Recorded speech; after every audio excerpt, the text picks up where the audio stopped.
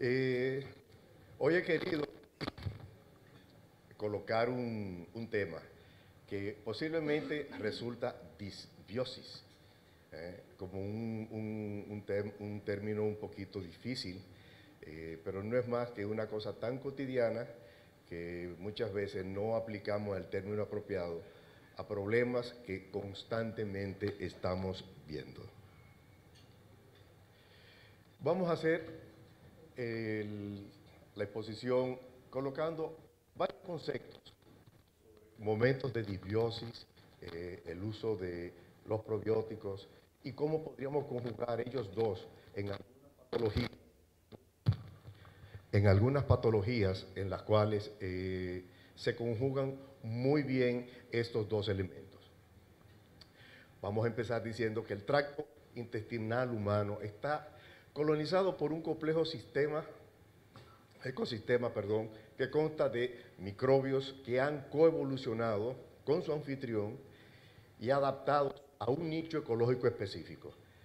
Esto es importante porque nuestro ser está colonizado en varias cavidades. Nosotros no vivimos solos, nosotros no salimos solos, comenzando porque tenemos una flora específica en conjuntivas, en nariz, en la boca, en el oído, en el tracto gastrointestinal, en el tracto respiratorio. Y si nos vamos a cada una de las cavidades, siempre vamos a encontrar una población que está conviviendo con nosotros y desde el inicio ha ido evolucionando, buscando que nosotros seamos mejor y nos adaptemos mejor al medio ambiente. Esto se ve, por ejemplo, en los países nórdicos, donde el consumo de lácteos es importante. Estas personas tienen un factor genético en el cual esa intolerancia a la lactosa no es viable. No sucede con nosotros, que podríamos tener, por el tipo de alimentación, una intolerancia mayor. Lo mismo sucedería con esas poblaciones donde la alimentación básicamente está ofrecida por almidones. Van a tener genes en los cuales la amilasa para desdoblar esos almidones va a ser mucho más importante. Y así, por ejemplo, vamos a tener una evolución tanto de la microbiota, de los microbios que nosotros tenemos junto con nosotros. Su población es de más de 100 trillones de elementos. Esto viene siendo casi 10 veces el número total de nuestras células somáticas y germinales. Y están representadas de 500 a 1000 especies diferentes. Imagínense la cantidad de gérmenes diferentes que nosotros tenemos conviviendo con nosotros.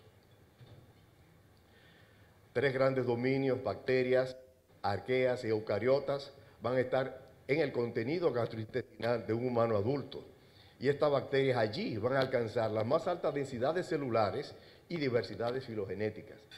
Allí es donde vamos a tener la mayor cantidad de población bacteriana diferente que nos va a ayudar a sobrevivir. Este sería el árbol filogenético, donde van a estar bacterias, las arqueas y las eucariotas. La microbiota gastrointestinal del humano contiene solamente de ese gran número de bacterias, solamente 10, más de 50 familias de bacterias conocidas. Pero los firmicutes y los bacteroides en conjunto constituyen más del 90% de esa flora intestinal, de esa microbiota intestinal.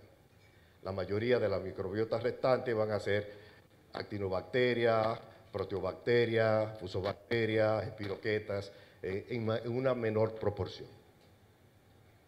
Aquí tendríamos la proporción básicamente de los firmicutes y de los bacterioides. Estos serían gram positivos, gram negativos que viven en concordancia a nivel de nuestra microflora.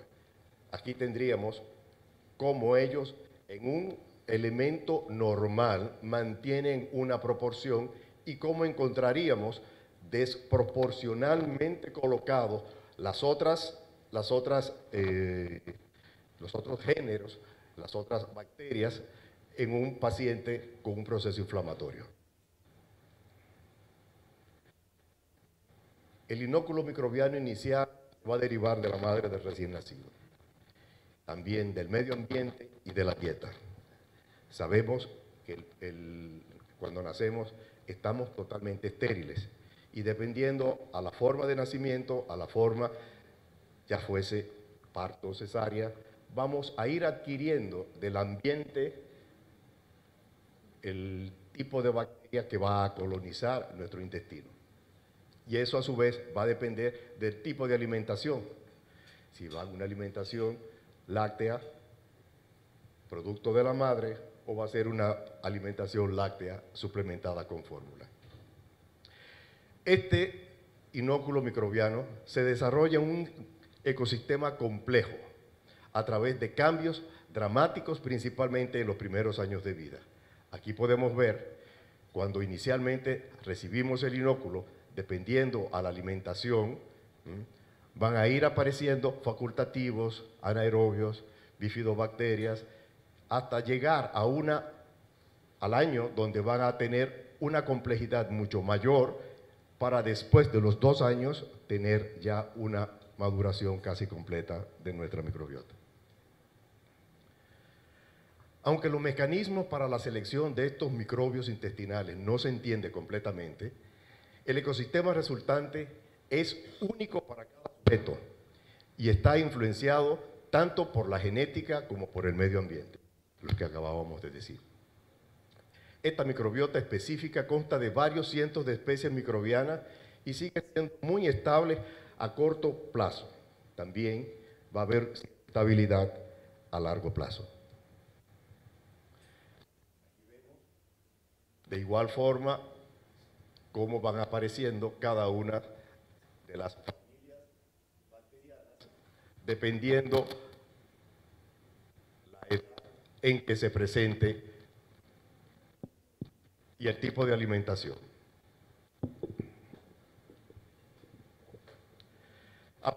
A pesar de su estabilidad, la microbiota parece cambiar con la edad y se han reportado diferencias significativas entre la composición de la microbiota del adulto sano, de edad media, y del viejo. Y estas diferencias van a estar principalmente en la abundancia de los grupos microbianos específicos. Van a haber cambios de un inicio y estos cambios van a ser específicos no en la cantidad, sino en la cantidad de la variedad de cada uno de ellos. El término microbiota o flora microbiana normal es aquella población de microorganismos que habitan la piel y mucosa de un sujeto sano. La microbiota normal, ¿qué va a hacer? Va a proporcionar defensa contra patógenos, primera línea de defensa, va a ayudar en la digestión, va a desempeñar papeles de degradación de toxinas y contribuye a la maduración del sistema inmune. Esto lo hemos estado oyendo constantemente cada vez que hablamos de los probióticos y los beneficios que consigue la flora intestinal. Los cambios en esta microbiota o la estimulación a estos comensales, ¿qué van a suceder? Pueden causar enfermedades e inflamaciones intestinales. Aquí vemos el mecanismo de defensa, de barrera, que produce la mucosa y cómo estimulan las bacterias dentro de la luz intestinal, cómo estabilizan esa flora, primero por una inhibición competitiva, ya fuese por nutrientes o por el mismo oxígeno, con la reducción del pH, que serían la eliminación de radicales ácidos, ya fuese en el medio ambiente o directamente cambios internos en la célula, estimulando las células dendríticas y el sistema de ganglios linfáticos del mesenterio. Vamos a tener producción de anticuerpos y aumento de la IgA. Vamos a inhibir la adhesión bacteriana y la translocación a través de secreción de bacteriocinas, que serían los antibióticos. Y esto va a dar una mejor calidad de moco y mayor protección al individuo. Tanto la piel y la mucosa albergan una variedad de microbios que se van a agrupar en dos grandes grupos. Primero, la flora residente, que es de tipo fijo y se encuentran en áreas y edades determinadas. Si se alteran, se restablecen rápidamente. Esas serían beneficiosas y están constantemente con nosotros. Y la flora transitoria de tipo no patógeno, potencialmente patógenas, que habitan por horas, días o semanas la piel o mucosa, no producen enfermedades y no se establecen de manera permanente.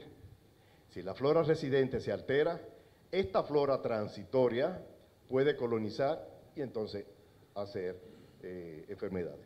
Sería la sustitución de un nicho ecológico.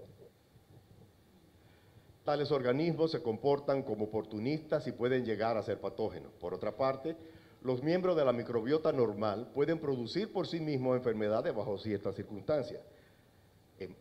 Se ha cambiado el pH, se ha cambiado la cantidad de oxígenos, ha disminuido la producción de determinadas sustancias reguladoras. Entonces ahí vamos a tener cambios en estos miembros que podrían llegar a convertirse en patógenos. Estos organismos están adaptados para un modo de vida no invasivo definido por las limitaciones del medio. Si las restricciones del medio ambiente son eliminadas se introducen en el torrente sanguíneo o los tejidos, estos van a llegar a ser patógenos. La existencia de la microflora va a depender, además de la temperatura, nutrientes en el ambiente, humedad y sustancias inhibitorias. Aquí estarían las bacteriocinas, cambios de pH y los antibióticos. Van a ayudar en la síntesis de vitaminas, en la absorción de nutrientes y en la prevención de enfermedades por interferencias bacterianas, competencia por los nutrientes e inhibición mutua de sustancias tóxicas. Esto sería un cuadro donde se resume en qué cantidad están ellos distribuidos a nivel de todo el tracto. Vamos a tener una población más disminuida a nivel de estómago y la mayor cantidad la vamos a obtener en el colon. Las poblaciones aerobias y anaerobias y las funciones de protección, la protección de función estructural de la pared y las funciones metabólicas. El proyecto del microbioma humano va a consistir en unas iniciativas de hace unos 5 años destinadas a la catalogación de amplias gamas de genes microbianos y las especies presentes en los diferentes nichos ecológicos del cuerpo y la determinación de su papel en la salud y en la enfermedad por medio de la secuenciación de sus genes. Esto sería por la determinación de las subunidades 16S del ARN ribosómico. Por este medio se han determinado que no existen grandes diferencias entre los individuos en términos de cantidad y tipo de especies microbianas que habitan el intestino, que la obesidad puede estar relacionada con tipos de microbios que participan en las vías metabólicas específicas del tracto gastrointestinal. Entonces nos preguntamos, ¿puede mantenerse durante el tiempo una composición específica de la microbiota en un adulto a pesar de los cambios relativos entre los grupos de microbios? ¿O pueden esos enterotipos bacterianos mantener su característica constante en la microbiota de cada individuo? Se hizo un estudio donde se analizó la microflora fecal de 5 sujetos sanos. Estos no estaban relacionados uno con otro ni en el periodo de unos 8 a 12 años. Eran 5 personas diferentes a las cuales se le comenzaron a hacer estudios tomando muestras fecales en diferentes periodos y en diferentes situaciones. Muchas de ellas estresantes, muchas de ellas con uso o consumo de antibióticos.